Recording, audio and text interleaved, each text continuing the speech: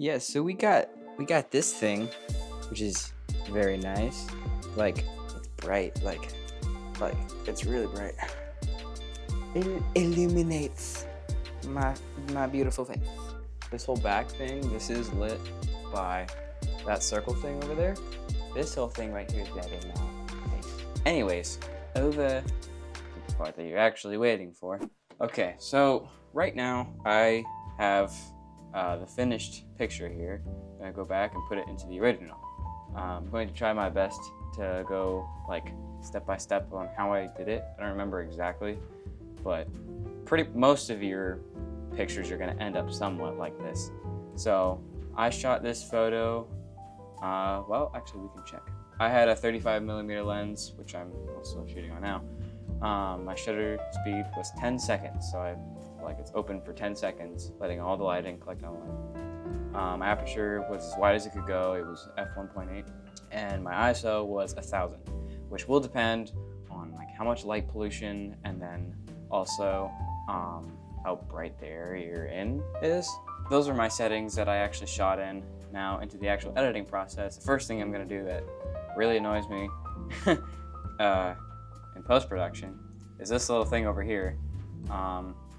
I don't know how I didn't see that when I was shooting, but I'm just gonna crop that in just so that little part isn't in there. Then exposure, depending on how bright or dark your photo is, like exposure, that really depends. Contrast, I would say put it around 20. 20 always seems like a pretty good thing. Highlights around 30, that'll make like the stars look a little bit more bright. Shadows, since there was a good amount of light pollution because I was shooting like over at the city, which was kind of dumb on my end. I should have been just like shooting straight up in the air, but I didn't. And so the edges of the photo are darker than the middle of it. So I'm gonna turn shadows up, that kind of fixes it. Whites, I normally leave that the same. You can kind of play with it.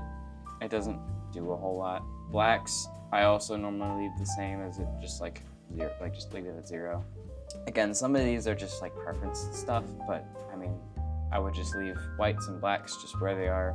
We're just gonna skip past this. We don't really need to do anything with that just because most of the light is in this area and this area, so you can't really do much even if you wanted to. Vibrance, we're gonna turn up a little bit, maybe about 10. I like to move the tint down to like -4, but that's just me. You can leave that. In this edit, I turned the hue of this blue down a little bit just because I like that like teal sort of look. That's also just me. This isn't really going to affect too much of your photo. I'm just showing how I edited this picture. This is the stuff right here that's going to affect your photo the most, in my opinion. Oops. I hit my mic, my little Mikey. Dehaze, want to turn that up a good amount. So this thing just made a sound, and I don't like things that make sounds that I am not aware of or why they made them. Anyways, dehaze, yeah, you're gonna turn that up to about 30. Clarity, you can turn that up about 10. That makes it so like it gives it more of a contrast. It's not the same thing as contrast, but it's like the same principles. Texture, you want to bring up to about 20 or 30 or even 40. That just brings out the stars more, gives it more definition to when you're zoomed out like this. You can actually see them better. Luminance, this is a big thing, especially if you're shooting on high ISOs like 3200 or 6400. You want to turn this up a lot. So like I almost always have it like in the middle section here. It cleans up a lot of this, like the grain in the background. You could back off a little bit on certain stuff, but for the most part, it makes it a whole lot better. And that's pretty much all I do to my photos. I don't do a whole ton. If you're really looking to get some like high res stuff, you can do like HDR stuff with it, which is high dynamic range, but I never do. I'm not a professional astrophotographer by any means, but that's just my thing. Yeah, that's how I edited that photo.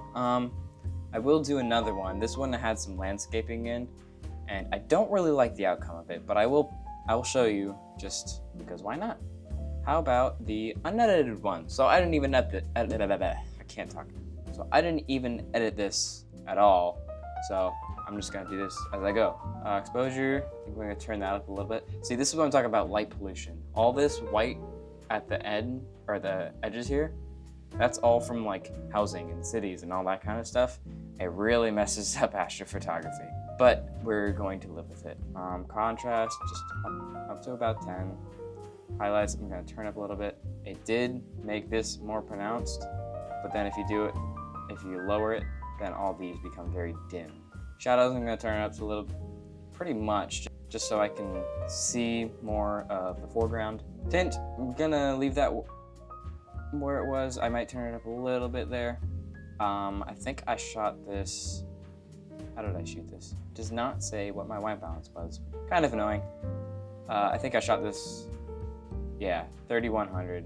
That's about where you want your white balance at. Vibrance, I'm gonna boost it up a little bit, but not really, just because when you're working with like dark photos, your camera can't get a whole ton of color. It can get light, but colors, especially in like on Earth, like when you're not shooting stuff in space, it tends to struggle a little bit.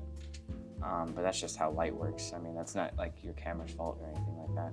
I'm not gonna mess with these colors too much. Dehaze, do it up about 15. Since we do have foreground in the image, you don't really want to overdo dehaze. Unless you're working with really hazy footage, then that's a different story. Texture, you can turn it up a good amount, and clarity, you can turn it up a little bit. Again, luminance and color. So this is noise reduction. If you don't know what noise is, it's like that grainy kind of thing that you can see. So if I turn these all the way down, you can see the grain, the photo, and like all those little random colors that they have in there. That's basically what grain is. But if we turn these up, it cleans it up a little bit better.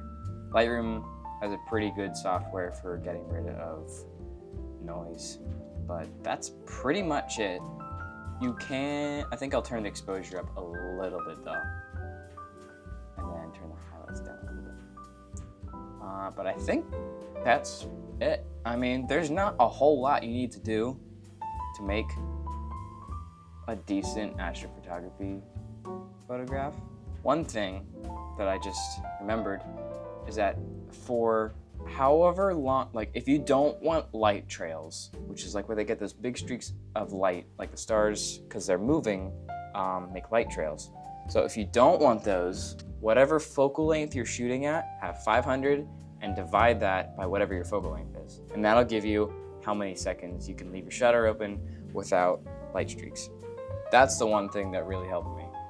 But other than that, it's pretty straightforward. I know astrophotography is not the easiest thing in the world by any means. I'm far better at taking portraits. I do find this interesting and fun, and it's like something you can just go out and do almost every night, as long as it's not cloudy. I haven't been able to do astrophotography for a while just because it's been cloudy out, but tonight it was pretty good. So that's the end of the video. If you want me to do any other sort of editing tutorials, or like how I edit my portraits or street photography or whatever else, let me know in the comments, and I can probably do something about that and make a tutorial or something. Really, I'm open to so many different suggestions just because I don't know what to make at this point. I'm kind of bored. I'm in a rut. I'm in a creative block, you could say. So I will see you in the next video. And I don't know how to end these videos. This is just gonna be like a really abrupt like stop, like